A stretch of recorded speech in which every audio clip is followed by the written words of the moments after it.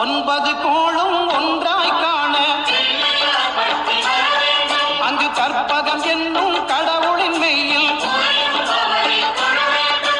ஒன்பது கோளும் ஒன்றாய் காண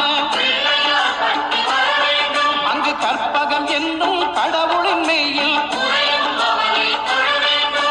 சூரியன் முதலாய் ஒன்பது கிரகமும் பலவித குணங்களை கொண்டிருக்கும் எங்கள் கற்பக தருவில் அவை வரும்போது ஒன்றாய் சேர்ந்து பலனளிக்கும்.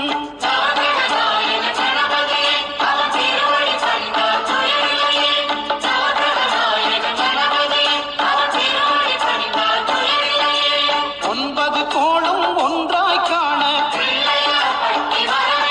அங்கு கற்பகம் என்னும் கடவுளின் மெய்யில்